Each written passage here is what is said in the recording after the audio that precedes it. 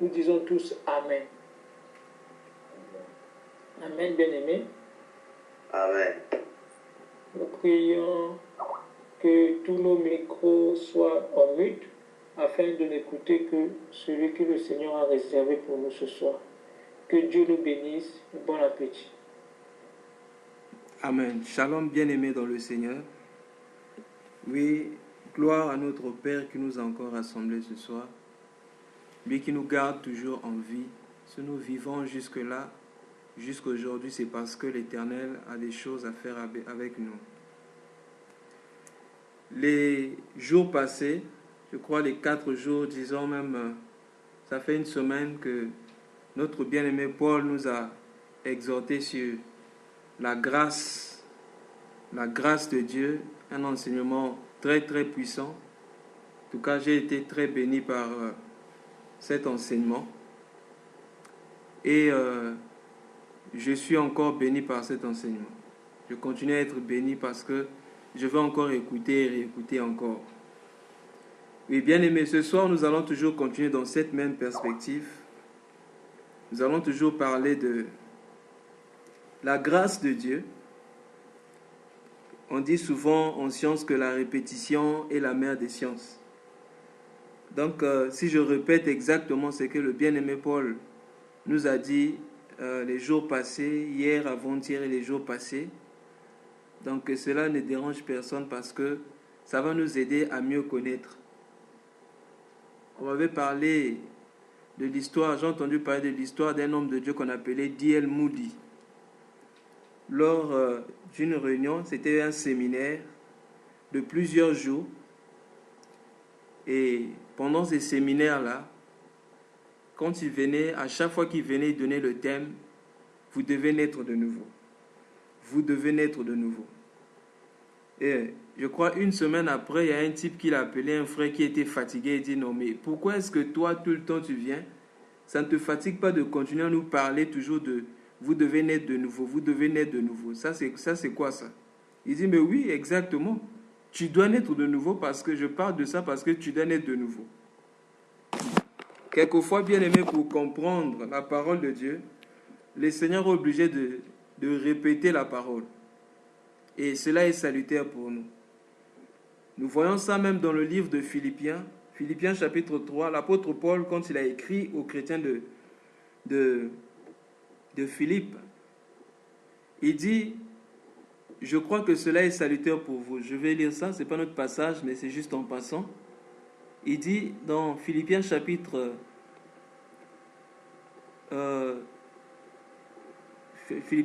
3,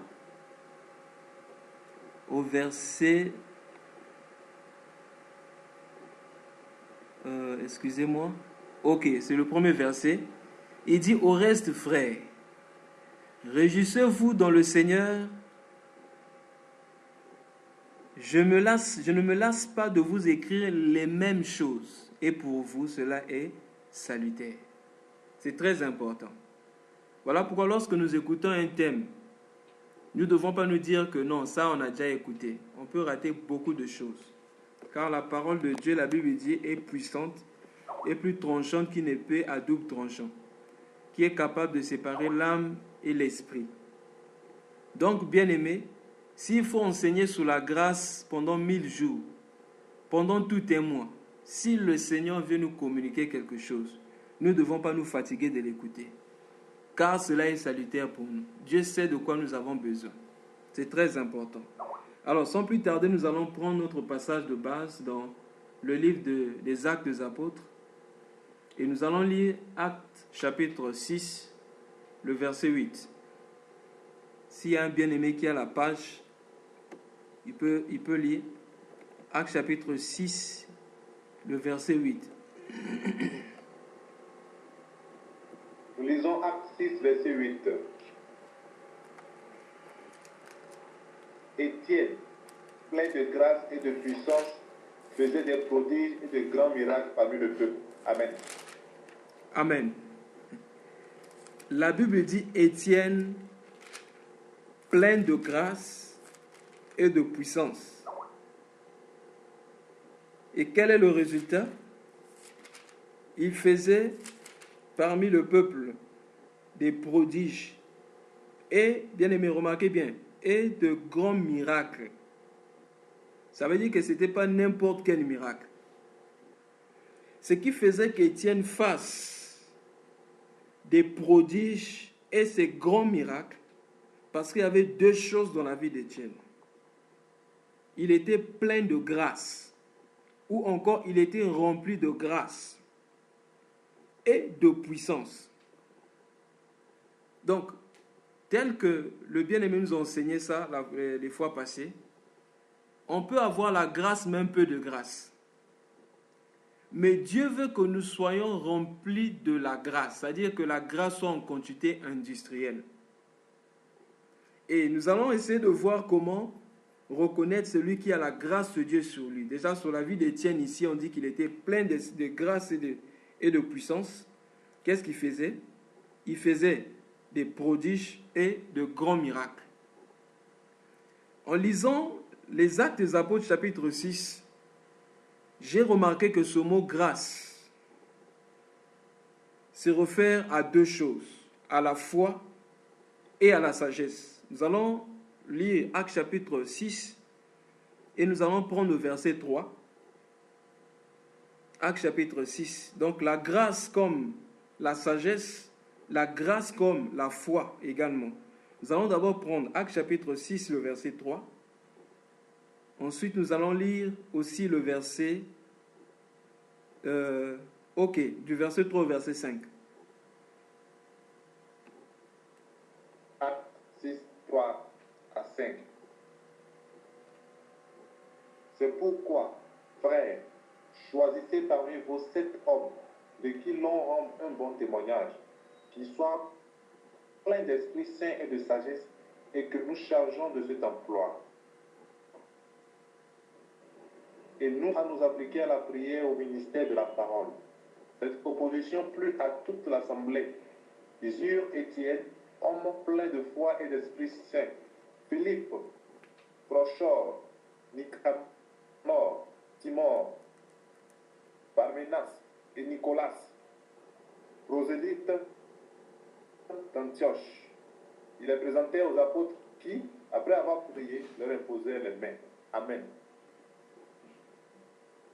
Amen. Gloire au Seigneur. Bien aimé, on remarque quelque chose ici. Au verset 3, on dit, les apôtres demandèrent aux gens de choisir 7 hommes. La première des choses, de qui l'on rende un bon témoignage, qui soit plein de Saint-Esprit et de sagesse. Maintenant, au verset 5, on dit qu'Étienne, homme plein de foi et de Saint-Esprit. Au verset 8, on dit Étienne, plein de grâce et de puissance. Alors, qu'est-ce que j'ai compris par rapport à ce passage? Il y a l'Esprit qui revient à 3 reprises. Mais il y a simplement un changement de mot au niveau de la sagesse et au niveau de la foi. Donc, ce même Étienne avait 2 choses. Au verset 6, on dit lorsqu'on a demandé de choisir les gens, on a demandé que ces gens soient remplis de sagesse et d'esprit. Au verset 5, on dit qu'Étienne était plein de foi et d'esprit. Au verset 8, on dit qu'Étienne était plein de grâce et d'esprit. C'est-à-dire la puissance. La puissance ici se réfère à la puissance du Saint-Esprit. Donc la sagesse ici peut être regardée comme la foi, peut être regardée comme, plutôt la grâce ici peut être regardée comme la foi, peut être regardée comme la sagesse. Oh, je bénis le Seigneur pour la sagesse des apôtres. Regardez comment est-ce que les critères que les apôtres ont mis en place pour chercher ceux qui devaient conduire l'Église. Quand les apôtres ont eu besoin des diacres, bien aimé, ça c'est pour la première fois qu'on a mis en place le diaconat dans l'Église.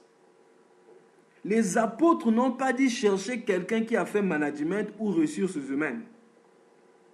Ils n'ont pas dit chercher quelqu'un qui a la connaissance dans la distribution des pains ou de la nourriture. Quelqu'un qui a travaillé dans un restaurant. Mais les apôtres ont dit, cherchez quelqu'un des hommes de qui l'on rende un bon témoignage. Donc d'abord, ils ont posé les bases. La première des choses, celui qui a un bon témoignage. 2, celui qui est plein du Saint-Esprit. 3, celui qui est plein de sagesse. L'Église actuelle est paralysée simplement parce que nous avons plus mis notre confiance dans la capacité humaine, l'intelligence humaine, que la puissance de Dieu. Alors que depuis le commencement, depuis Adam, lorsque Dieu devait mettre quelqu'un dans le jardin pour travailler, Dieu avait d'abord rempli Adam de l'esprit. La Bible dit que Dieu souffla dans Adam, ensuite il plaça Adam dans le jardin. Donc l'exigence pour travailler dans le jardin de Dieu, c'est d'abord avoir le Saint-Esprit. Mais l'Église a regardé aux capacités humaines. On veut chercher quelqu'un qui va contrôler ou gérer les finances de l'Église. On cherche quelqu'un qui travaille au ministère des Finances. Ou quelqu'un qui a fait les finances à l'école. Non, bien-aimé dans le Seigneur.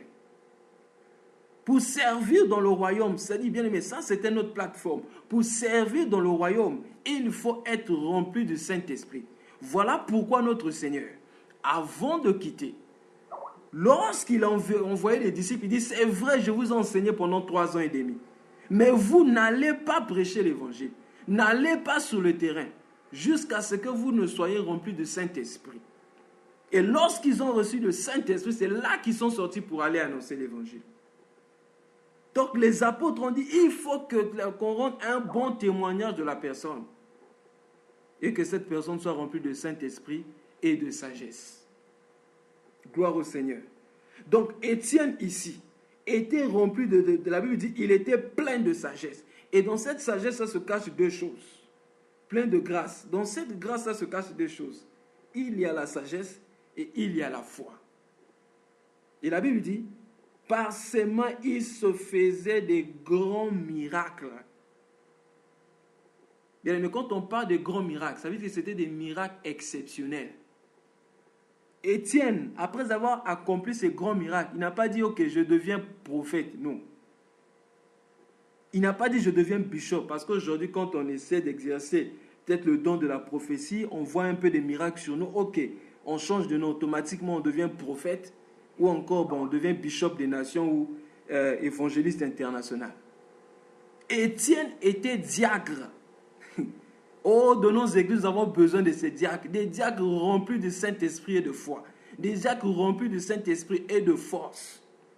Ce n'est pas des gens seulement qui sont là assis dans l'église. Non, bon, comme il est vieux, il est âgé, c'est quand même... Ou bien que c'est quelqu'un qui a duré à l'église, il a fait quand même beaucoup d'années à l'église, donc, bien aimé, on doit le reconnaître. Non, bien aimé. Dans l'église, il n'y a pas, comment on appelle ça, l'effort de guerre, comme on dit. Il n'y a pas de récompense par rapport à ça. C'est par rapport à l'esprit. Mais aujourd'hui, on place ces gens dans les églises par rapport aux affinités ou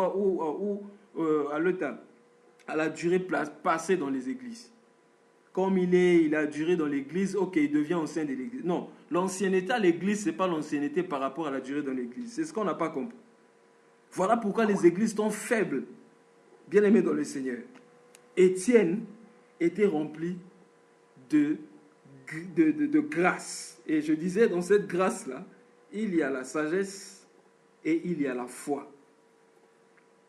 Alors, aujourd'hui, nous allons toucher nous allons parler que par rapport à la sagesse. Donc, la grâce comme la sagesse.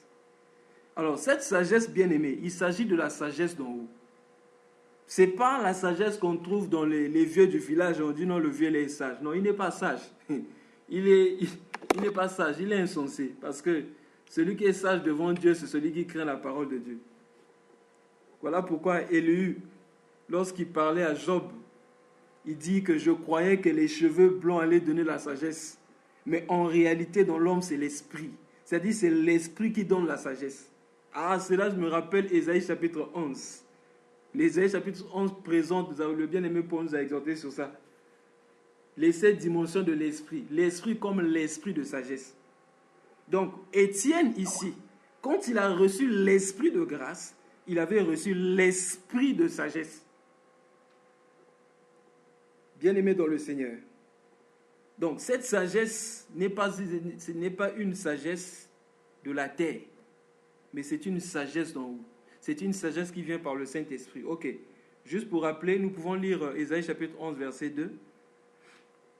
Ésaïe chapitre 11, le verset 2. Ésaïe chapitre 11, le verset 2. S'il y a un bien-aimé là. Lisons la parole, Ésaïe chapitre 11, le verset 2. La Bible dit ceci. L'Esprit de l'Éternel reposera sur lui. L'esprit de sagesse et d'intelligence. Esprit de conseil et de vaillance. Esprit de connaissance et de crainte de l'Éternel. Amen. Amen. L'esprit de sagesse. Oui, bien-aimé dans le Seigneur. Pour avoir cette sagesse-là, il faut avoir le Saint-Esprit. Parce que la Bible dit que c'est une sagesse qui n'est pas prêchée pour les enfants de ce jour. C'est une sagesse qui n'est pas connue par l'intelligence du jour. Mais c'est une sagesse qui est prêchée au milieu des parfaits. Ah oui, ceux qui ont reçu l'esprit de la perfection. C'est ainsi que je crois que c'est l'apôtre Paul qui parle de ça dans 1 Corinthiens chapitre 2. Il dit que c'est une sagesse qui n'est pas prêchée au milieu de je vais lire ça bien aimé rapidement, 1 Corinthiens chapitre 2. Voilà, je prends le verset du verset. Je commence d'abord à partir du verset. Je commence à partir du verset 1 jusqu'au verset 10. J'aime ça bien aimé. Pour moi, frère, lorsque je suis allé chez vous, ce n'est pas par une supériorité de langage ou de sagesse que je suis allé vous annoncer le témoignage de Dieu. Car je n'ai pas eu la pensée de savoir parmi vous autre chose que Jésus-Christ et Jésus-Christ crucifié.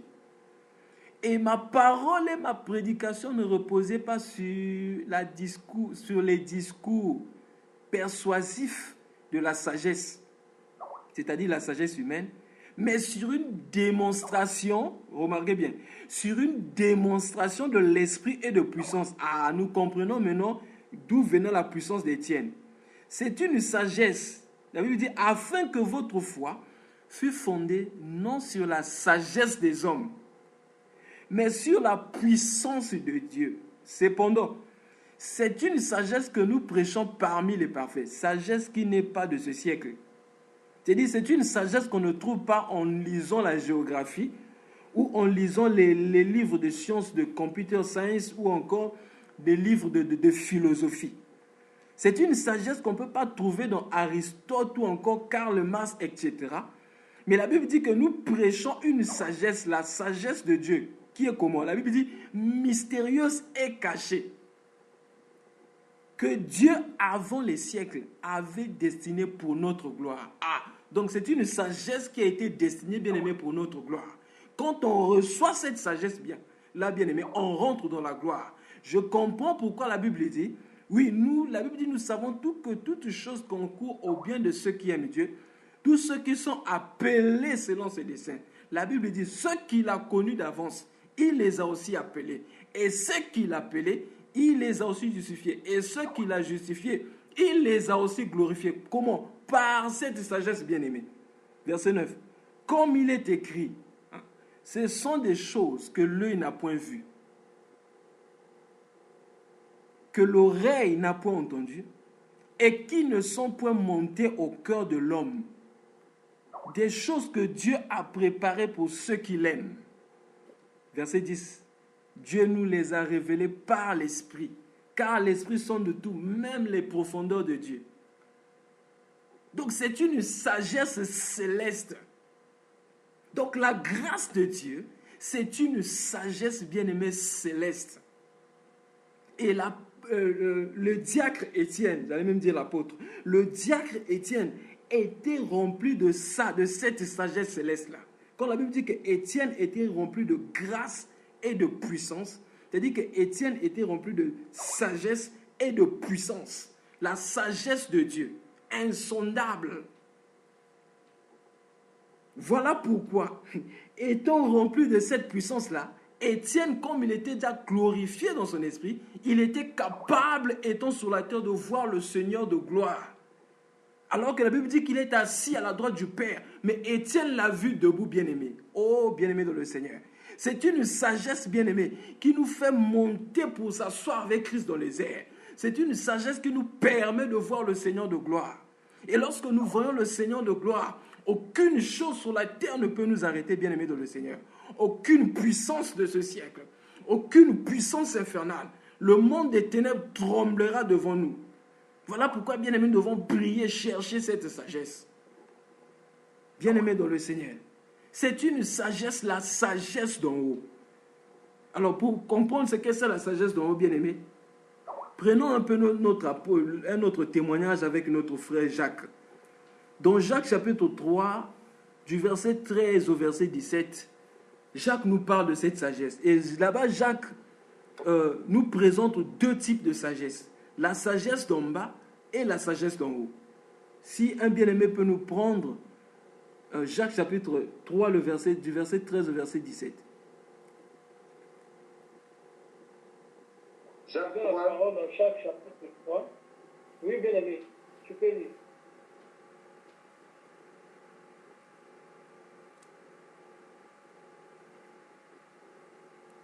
Vas-y, frère. ok, merci bien. Jacques 3, 13 à 15. Lequel d'entre vous est sage et intelligent, qui montre ses œuvres par une bonne conduite dans la douleur et de la sagesse, dans la douceur de la sagesse, excusez-moi. Mais si vous avez dans votre cœur un zèle amer et un esprit de dispute, ne vous glorifiez pas et ne mentez pas contre la vérité. Cette sagesse n'est point celle qui vient d'en haut, mais elle est terrestre, charnelle, diabolique. Car là où il y a un zèle amer et un esprit de dispute, il y a du désordre et toutes sortes de mauvaises actions. La sagesse d'en haut est premièrement pure, ensuite pacifique, modérée, conciliante, pleine de miséricorde et de bons fruits, exempte de duplicité, d'hypocrisie. Le fruit de la justice est semé dans la paix par ceux qui recherchent la paix. Amen. Amen. L'apôtre Jacques nous présente ici deux sortes de sagesse. N'oublions pas que l'apôtre Paul, en parlant de la sagesse là-bas, la sagesse d'en haut, il a expliqué que c'était une sagesse qui n'était pas de ce siècle. Et les chrétiens de l'église de Corinthe croyaient qu'ils étaient sages. Parce qu'ils voyaient peut-être la manifestation de l'esprit, parce qu'ils étaient remplis des dons. Mais l'apôtre Paul explique que c'est une autre sagesse. Mais quand on regarde l'église de Corinthe, bien-aimée, dans cette église-là, il y avait le désordre. Il y avait la division. Et il y avait un zèle amer. Parce que dans cette église, certains disaient, moi je suis de Paul, moi je suis d'Apollos, moi je suis de Céphas, moi je suis de Christ lui-même, etc. Eux, ils croyaient qu'ils étaient sages. Mais la Bible dit, quand il y a un zèle amer et un esprit de dispute, les gens ne doivent pas se glorifier. C'est simple, regardez les chaînes dites chrétiennes aujourd'hui. Comment est-ce que les hommes de Dieu s'insultent à la télé? Et les gens se glorifient de leur nom, se glorifient de leur position. Les gens se glorifient du nombre des âmes. Les gens se glorifient de leur voyage. Alors que la Bible dit que nous ne nous prêchons pas nous-mêmes, mais nous prêchons Christ. Ne vous glorifiez pas et ne mentez pas contre la vérité. Cette sagesse n'est point d'en haut. Celle-là ne vient pas d'en haut. Mais elle est terrestre. L'apôtre Jacques, si c'était peut-être non, on allait dire non, tu es allé trop loin. Comment tu peux dire ça? Il dit cette sagesse-là, elle est premièrement terrestre. 2, charnelle. 3, diabolique. Ça veut dire que ceux qui agissent comme ça sont en communion, en fellowship avec Satan lui-même. C'est ce que l'apôtre Jacques est en train de dire. Croyons être sages, mais ils ne sont pas sages. Ils sont peut-être sages à leurs yeux. Sages peut-être parce qu'ils font sortir certaines révélations. Mais quand il y a l'esprit de dispute, quand il y a toutes ces choses, c'est la preuve que la sagesse de Dieu n'existe pas là-bas. C'est la preuve que la grâce de Dieu n'est pas là-bas. On ne connaît pas, bien aimé, on ne reconnaît pas une église ou une vie qui vit la grâce de Dieu par le nombre, par la multiplicité des réunions, la multiplicité des activités spirituelles, mais on reconnaît une église qui vit la grâce de Dieu lorsque nous voyons la sagesse de Dieu être manifeste là-bas. C'est quand la sagesse de Dieu se manifeste qu'on reconnaît que l'église vit la grâce de Dieu. Ah, je bénis le Seigneur pour le message de bien-aimé Paul. Si nous ne comprenons pas la grâce de Dieu, ça ne sert pas de dire « oh, tout va bien par la grâce de Dieu ». Non, bien-aimé. Nous devons savoir ce que nous disons. Lorsque je dis « tout va bien par la grâce de Dieu », bien-aimé, nous devons savoir que signifie la grâce. Comment vivre sous la grâce? La Bible dit, au verset 17, premièrement, la sagesse d'en haut. On commence ça par là. La sagesse d'en haut est premièrement pure. Donc, celui qui vit la grâce, c'est celui qui vit la pureté. C'est celui qui court vers la perfection, comme l'apôtre Paul. Il dit, oublions ce qui est en arrière, mais portons nos regards vers ce qui est de l'avant. Je cours, c'est ce que l'apôtre Paul dit, je cours, je ne marche pas, mais je cours. Donc la sagesse de Dieu bien-aimé est pure. Si nous avons la grâce de Dieu sur nous, bien-aimés, nous allons, bien-aimés, languir après la sainteté. Parce que celui qui a la grâce de Dieu vit dans la mentalité, bien-aimés, de ceux qui vivent dans le ciel. Si nous sommes chrétiens, vous savez, il y a des chrétiens qui ont peur du mot sainteté. Quand on dit sainteté, la sanctification, il y a quelque chose qui trompe dans le... C'est comme s'ils ont peur du mot sanctification. Non, bien-aimés dans le Seigneur. Au ciel, bien-aimés, il n'y a que ça. Saint, saint, saint, saint est l'Éternel des armées. Si nous avons la grâce de Dieu sur nous, bien-aimés, nous allons aimer la sainteté. Parce que c'est ça notre nature. Le Père a dit, dans Jean chapitre 5, je suis saint, je suis parfait. Soyez vous aussi, soyez parfaits. Soyez parfaits comme votre Père est parfait. Donc la sagesse d'en haut est premièrement pure. Si nous avons la sagesse d'en haut, si nous avons la grâce de Dieu, nous allons, bien-aimés, aimer la pureté. La pureté, bien-aimés, sous toutes ses formes. C'est pourquoi la Bible dit donc, on ne va pas lire ça pour ne pas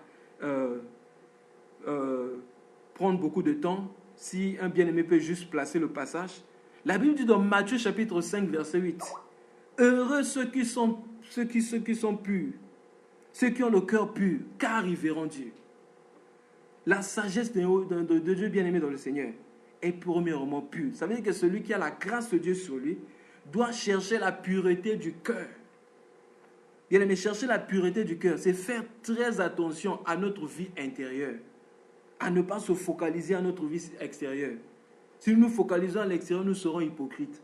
Nous allons faire attention, est-ce que quelqu'un me voit à côté, est-ce que quelqu'un me voit à droite, etc. Mais quand nous ne serons pas dans la présence de frères, nous allons pécher, bien-aimés dans le Seigneur. Donc la sagesse d'en haut est pure. Ensuite, elle est pacifique. Pacifique ici parle de la paix. Celui qui a la sagesse d'en haut, c'est quelqu'un qui cherche la paix tous les jours. C'est parce que j'ai oublié le passage. Je crois que c'est dans les psaumes, je ne sais pas si c'est psaume chapitre 15 ou psaume chapitre 34, où la Bible dit « Qui veut vivre tout le temps sur la montagne de l'Éternel? Cherche la paix et poursuis-la. » Celui qui a la sagesse d'en haut, celui qui a la grâce de Dieu sur lui, sera quelqu'un qui va tout le temps chercher la paix. Qui va chercher la paix sera un homme pacifique. Tout autour de lui, il cherchera la paix. Si nous pouvons lire rapidement Romains chapitre 12, le verset 17 à 18. Romains chapitre 12, verset 17 à 18.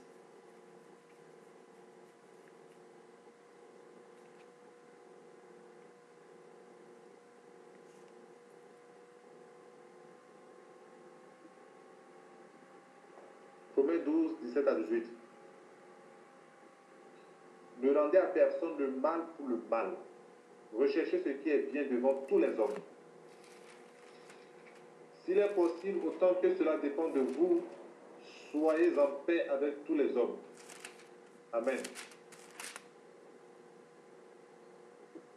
Amen. La Bible dit, ne rendez à personne le mal pour le mal. Mais la Bible dit, qu'est-ce que nous devons faire? Rechercher la paix. Bien aimé, il y a une différence entre le fait de chercher et de rechercher.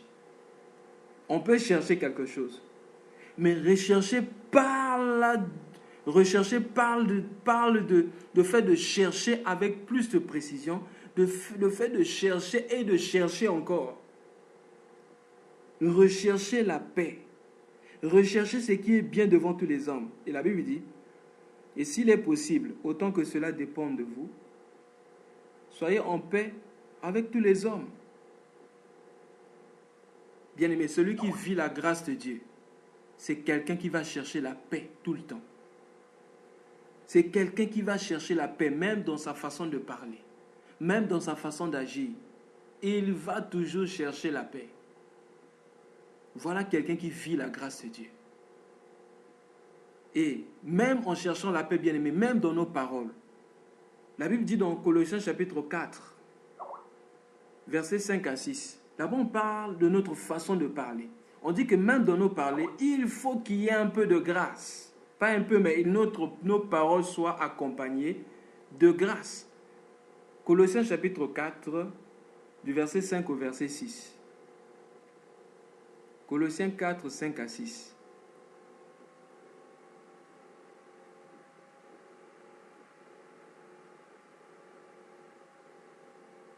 Colossiens 4, 5 à 6.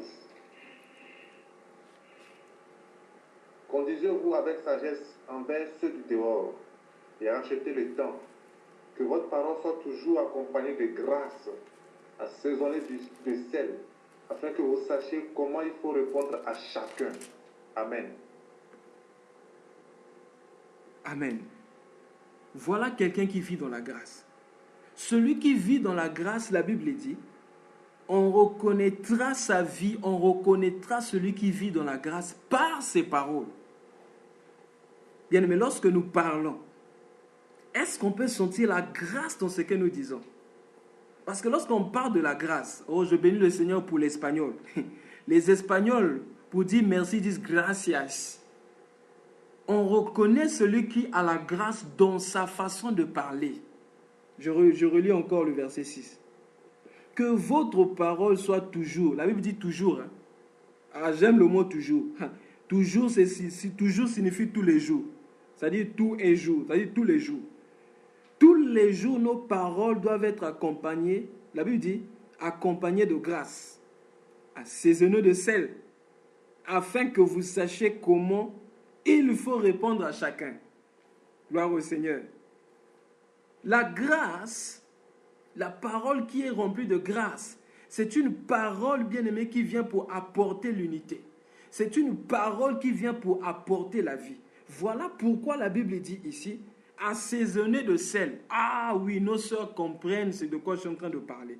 Parce que le sel, c'est ce qui aidait à conserver les aliments avant qu'on puisse fabriquer le congélateur et les réfrigérateurs. Pour conserver la vie, pour conserver les aliments, afin que les aliments soient toujours mangeables, il fallait utiliser le sel. Voilà pourquoi la Bible dit dans Lévitique que tu ne manqueras, c'est-à-dire que le sel ne manquera pas dans tes offrandes. Nous allons lire ça, Lévitique chapitre, je ne sais pas si c'est 2,13 qui parle de ça, c'est juste en passant.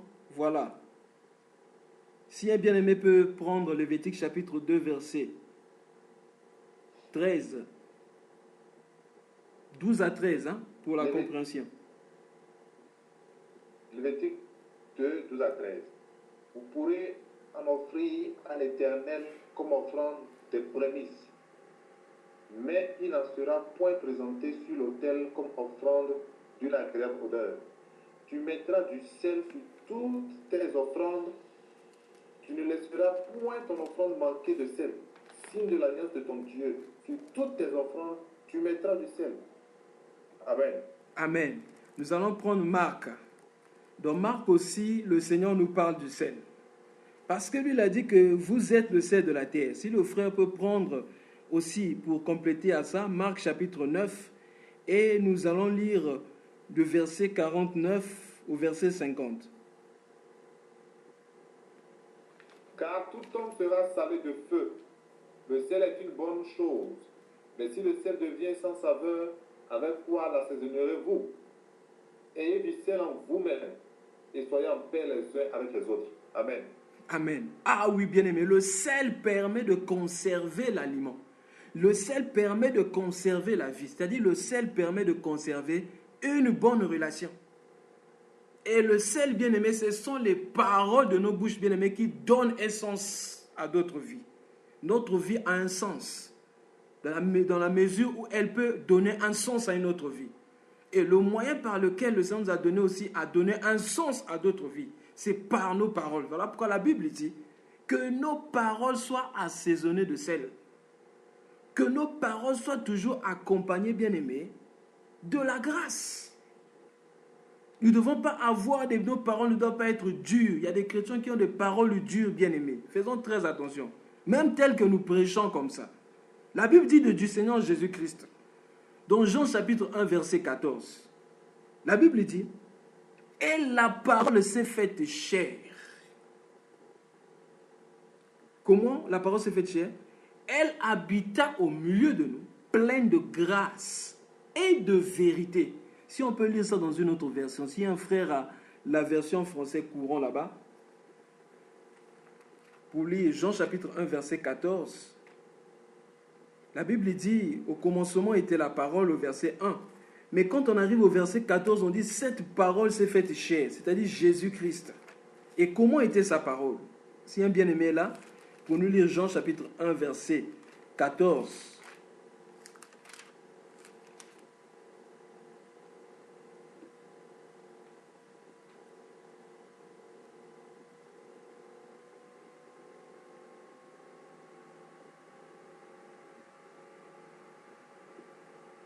Ok, je lis la parole, Jean chapitre 1, verset 14. Et la parole a été faite chair, et elle a habité parmi nous. Comment? Pleine de grâce et de vérité. Et nous avons contemplé sa gloire, une gloire comme la gloire du Fils unique venu du Père. C'est très important, bien-aimé dans le Seigneur. La parole du Seigneur Jésus-Christ avait deux dimensions. Était pleine de grâce et de vérité. Donc, si on vient seulement avec la vérité, sans grâce, bien-aimée dans le Seigneur, au lieu de donner la vie, on va donner la mort. Nos paroles doivent être pleines de grâce. Je me souviens d'un ami, on était à l'école, à l'université. Moi aussi, j'ai commis ces erreurs-là. Souvent, en exhortant les gens, on voulait que les personnes se sentent condamnées de leurs péchés pour les pousser à se repentir. Non, bien-aimés dans le Seigneur.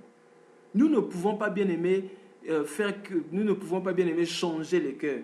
Prêchons seulement la parole. Mais cette parole-là, nos paroles doivent être pleines de grâce. La parole de Jésus-Christ était pleine de grâce et de vérité. J'aime beaucoup la façon dont le frère Zach présente ça.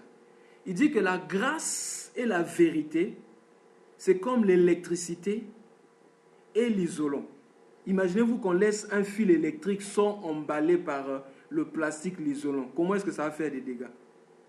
Ou encore, la vérité, c'est comme, bien aimé, les os. C'est-à-dire les os du corps humain. Maintenant, la grâce, c'est la chair qui vient pour donner la beauté. Oh, bien-aimé dans le Seigneur, si tu croises aujourd'hui, bien-aimé, des os, c'est-à-dire tu croises un squelette, bien-aimé, certainement tu vas fuir. Donc, il faut qu'il y ait la chair dessus pour donner un peu de beauté. Voilà pourquoi la Bible dit que Jésus-Christ est venu, la parole faite chair. Cette parole était comment? Pleine de grâce et de vérité. C'est très important. Voilà pourquoi lui ne condamnait pas seulement, il fortifiait aussi. Devant la femme qu'on avait condamnée d'adultère, qu'est-ce que le Seigneur a dit? Moi, je ne te condamne pas, mais va, ne pêche plus. C'est très important. Le Seigneur parlait avec grâce. Il disait la vérité. Bien-aimé, il exposait les pharisiens, mais il aimait aussi les pharisiens. C'est pourquoi, bien-aimé, si nous ne sommes pas capables d'aimer, ça ne sert pas, bien-aimé, de faire des reproches et des remarques. Commençons d'abord par demander l'amour. C'est alors que nous allons prêcher, bien-aimé, avec amour. Nous allons attirer les gens avec amour. Non pas, bien aimé, présenter la vérité comme...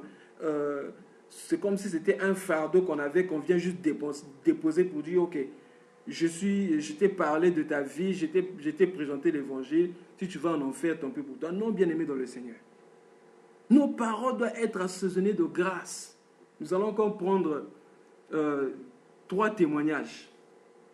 Nous allons lire dans Ecclésias chapitre 10, le verset 12. Si un bien-aimé est là, il va prendre Ecclésias chapitre 10, le verset 12.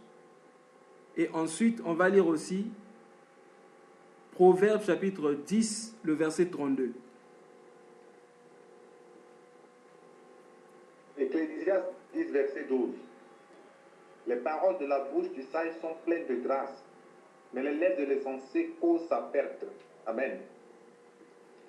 Amen. Proverbe 12.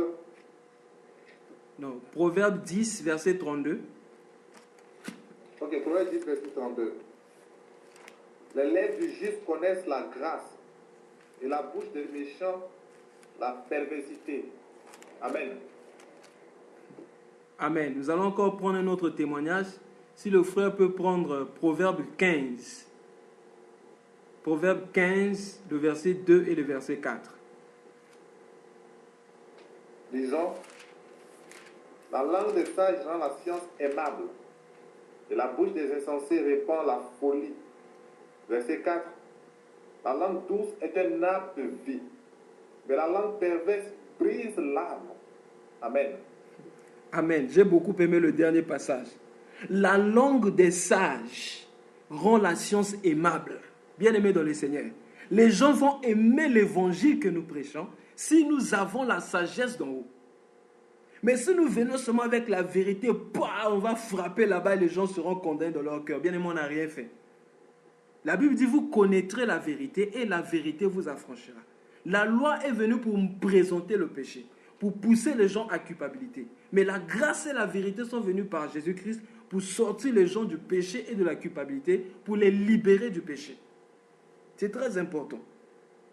La langue des sages rend la science aimable. Bien aimé, c'est lorsque nous sommes sages que les gens vont aimer la science des saints. Les gens vont aimer cette science d'en haut. Mais si nous n'avons pas de grâce, nos paroles sont comment on appelle ça? Dépourvues, bien aimé, de la grâce.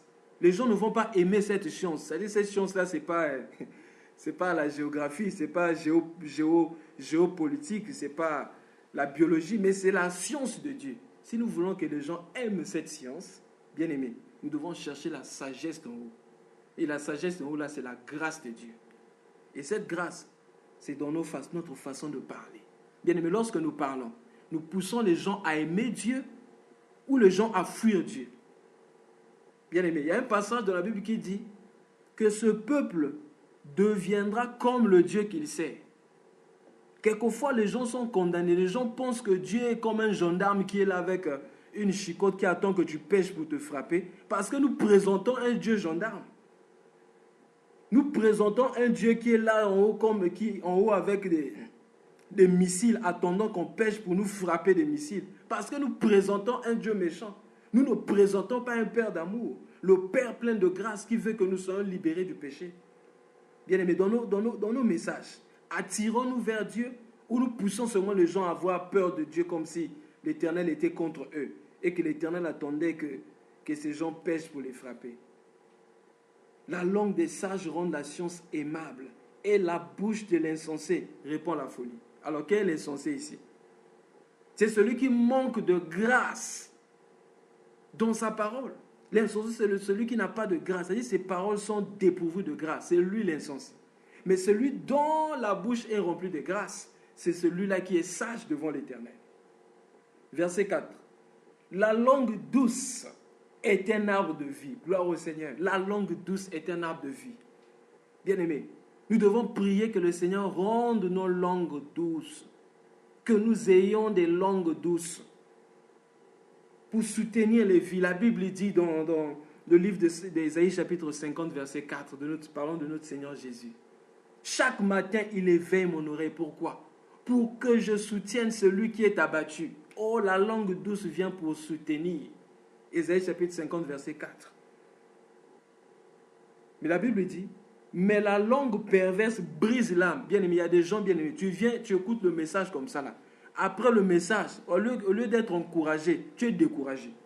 Au lieu d'être encouragé, édifié, tu es découragé. Voilà pourquoi la Bible dit au verset 4 ici, la langue douce est un arbre de vie, mais la langue perverse brise l'âme. Donc les gens sortent de là brisés, comme un peu ce que le Seigneur avait dit avant son départ, quand il a donné la parabole. Il dit, le royaume de Dieu sera semblable à un maître qui voyage, qui va très loin de son pays, et il confie ses biens à ses serviteurs. Mais il dit, si l'un des serviteurs dit de lui-même que mon maître tarde, et il commence à frapper ses amis, ses serviteurs, le maître viendra à une heure pour laquelle il ne s'attend pas, et il sera surpris de l'arrivée du maître. Bien-aimé dans le Seigneur, la Bible dit, au contraire, celui qui prophétise, qu'est-ce qu'il fait? Il encourage, il édifie et il exhorte. Et c'est ça la langue du sage. Par là, bien-aimé, nous allons prendre un autre passage pour clôturer. Éphésiens chapitre 4, le verset 29. Éphésiens chapitre 4, le verset 29.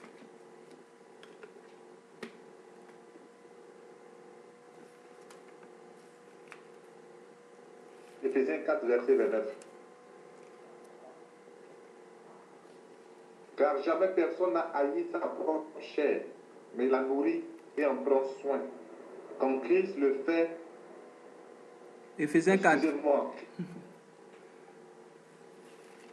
qu'il ne sort de votre bouche aucune parole mauvaise, mais s'il y a lieu, quelques bonnes paroles qui servent à l'édification et communiquent une grâce à ceux qui l'entendent. Amen. Amen. Si le bien-aimé peut continuer le verset 31. Verset 31. Que toute amertume, toute animosité, toute colère, toute clameur, toute calomnie et toute espèce de méchanceté disparaissent du milieu de vous. Amen. Amen. Qu'il ne sorte de votre bouche aucune parole mauvaise. Mais s'il y a lieu, c'est-à-dire s'il faut que nous parlions, nous devons faire sortir quelques bonnes paroles qui servent à l'édification et communiquent quoi? Une grâce à ceux qui l'entendent. Communique une grâce à ceux qui l'entendent. Bien aimé, on nous a parlé de la grâce comme la force de Dieu. La grâce comme la force de Dieu qui nous garde en lui. La grâce comme la force de Dieu qui nous donne la capacité de surmonter le péché. Pas comme la force de Dieu bien-aimé qui vient pour nous décourager. Non, bien-aimé dans le Seigneur. S'il y a quelques bonnes paroles, s'il y a lieu, nous devons faire sortir quelques bonnes paroles qui servent à l'édification et communiquent une grâce à ceux qui nous entendent. Bien-aimé, c'est à ça que Dieu nous a appelés. Voilà pourquoi, bien-aimé dans le Seigneur, développons ça, bien-aimé, cherchons ça auprès de Dieu. Prions que Dieu nous donne d'avoir, bien-aimé, des cœurs bien disposés. Voilà pourquoi j'ai voulu qu'on lise le verset 31, parce que la Bible dit ici que toute amertume quitte vos cœurs. Parce que quand notre cœur est rempli d'amertume, bien-aimé, quel est le message que vous croyez qu'on peut donner? Si notre cœur est rempli d'amertume, si notre cœur bouge dedans de nous, ça ne sert pas de parler aux gens. Il est mieux de rester calme que de parler. C'est très important. Parce que quand on parle, on peut donner la mort au lieu de donner la vie. Que le Seigneur nous bénisse tous. Amen. Je vais m'arrêter là.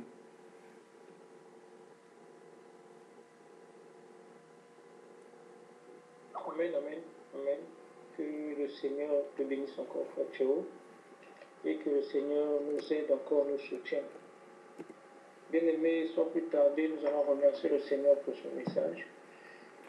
Que le Seigneur soit encore glorifié dans nos vies. Père de gloire, Père de bonté, une fois de plus, nous te remercions pour le message que tu as permis, Seigneur, à tes enfants d'écouter à travers ton bien-aimé, notre bien-aimé Théo. Merci Seigneur pour ce message et aide-nous Seigneur à le comprendre. Certainement que nous ne l'avons pas encore compris tel que toi tu veux que nous comprenions. Mais nous te prions de nous aider à comprendre Seigneur ce message de la grâce. Oh Seigneur, de comprendre que la grâce n'est pas une tolérance de ta part, mais Seigneur, de comprendre ce que toi tu veux. Merci Seigneur pour ce moment. Merci. Merci encore pour ce message et merci pour la sagesse. Bien-aimés, nous allons prier. Le Seigneur veut nous enseigner encore ce soir comme il a pris le soin de nous enseigner ces jours. Prions, demandons au Seigneur de nous remplir de cet esprit. Car bien aimé, nous avons compris que cette sagesse, c'est la sagesse d'en haut. On nous a parlé de la sagesse d'en haut. Et non la sagesse pour nous à la façon des hommes. Élevons encore la voix et prions. Seigneur, les yeux de notre cœur, de nous ouvrir les oreilles spirituelles, et de mettre en nous une bouche qu'il a purifiée. Prions le Seigneur, que le Seigneur nous aide dans toutes ces choses afin que nous soyons réellement ses modèles. Seigneur, nous te prions encore. Ouvre-nous les oreilles afin que nous comprenions ta parole. Ouvre-nous, Seigneur, les oreilles afin que nous comprenions, Seigneur, ton appel. Ouvre-nous, Seigneur, les yeux afin de te voir assis sur ton trône. Ouvre-nous, Seigneur, la bouche réservée pour prononcer la vérité, pour prononcer ta parole. Enseigne-nous, Seigneur, dans ces derniers temps, que nous soyons recadrés, que nous soyons, Seigneur, conduits par ton esprit. Guide ma vie, Seigneur, guide la vie de mon frère, guide la vie de ma soeur. Seigneur, tu es celui qui me guide vers les verts pâturages. Aide-moi, Seigneur, conduis-moi, Seigneur, à comprendre ta parole. Car dans les derniers temps, Seigneur, nous avons compris, nous avons appris que la parole se fera rare. Seigneur, la vérité sera combattue. Oh Seigneur, nous te prions, Seigneur, dans ces moments. Si tu nous enseignes ces choses, Seigneur, c'est parce que tu es merveilleux et que tu veux accomplir un but à travers tes enfants. Aide-nous, Seigneur, à comprendre ton message. Aide-nous, Seigneur, à comprendre ce que tu veux que nous fassions dans ces derniers temps. Merci, Seigneur, de nous aider. Merci, Seigneur, de nous soutenir. Seigneur, enseigne-nous par ton esprit. Éduque-nous par ton esprit et oriente-nous par ton esprit au nom puissant de Jésus. Merci Seigneur de nous aider de comprendre ce que c'est la grâce. Merci Seigneur parce que tu es le Dieu véritable. Alors bien aimé, nous allons demander s'il y a un frère ou une soeur qui a un sujet de prière en rapport à la parole que nous avons écoutée ce soir. Priez de nous donner ce sujet afin de prier à l'unisson. Shalom.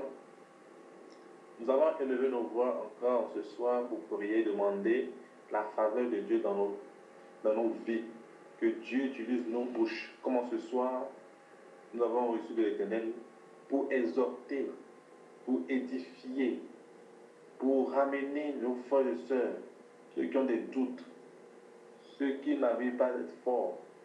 Que Dieu se sert de notre bouche, que Dieu nous remplisse de sa sagesse pour que nous puissions soutenir beaucoup de frères et de sœurs qui passent par des moments difficiles dans tout lieu et partout que nous allons.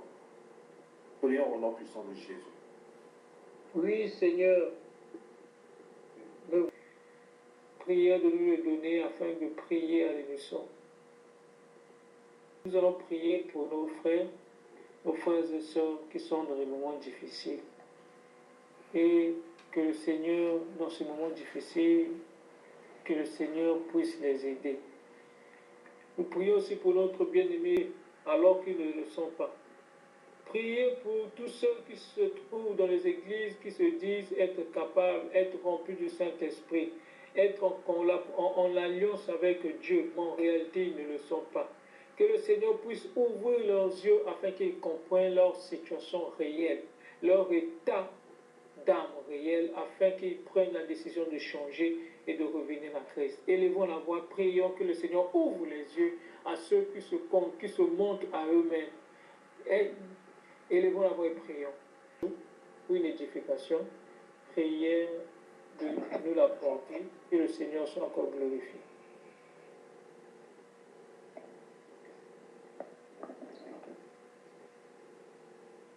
bien-aimé qui a un témoignage? Désolé vraiment pour le retard. Un ajout par rapport au merveilleux message que notre bien-aimé a reçu nous a donné. C'est par rapport à Jérémie le prophète. L'Éternel va lui dire, lorsque tu sépareras ce qui est précieux et ce qui est vil, c'est alors que tu seras ma bouche. Il y a une promesse merveilleuse de Dieu que j'aime beaucoup dans Exode.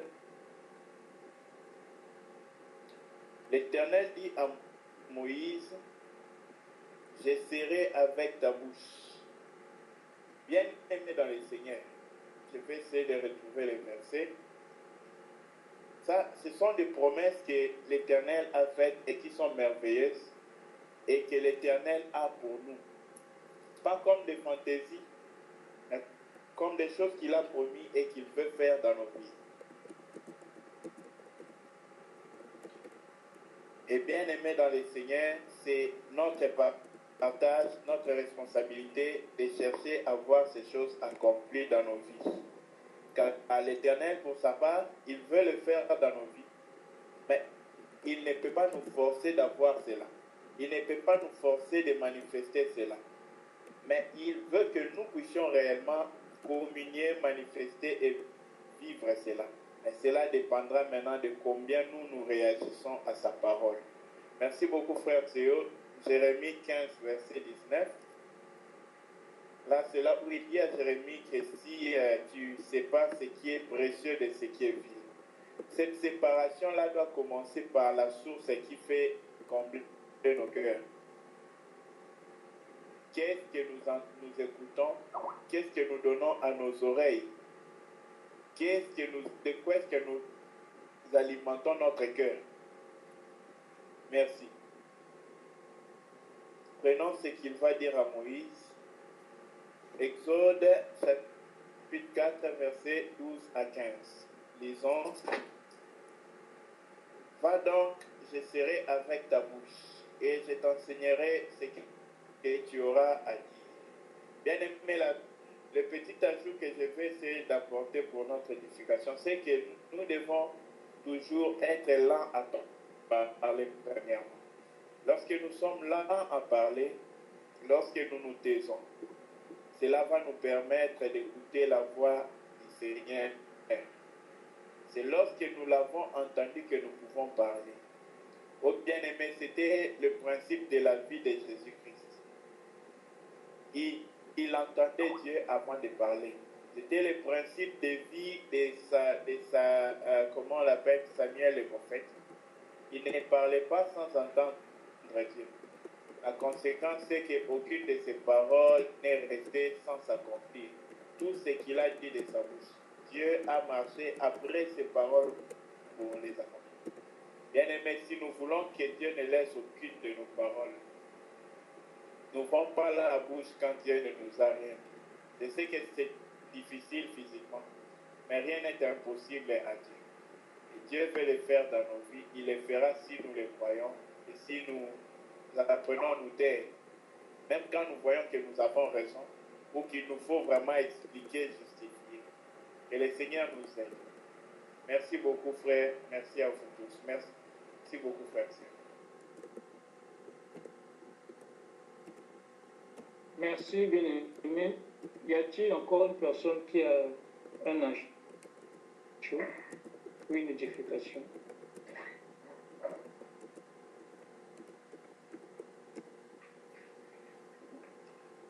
Y a-t-il quelqu'un qui a un témoignage?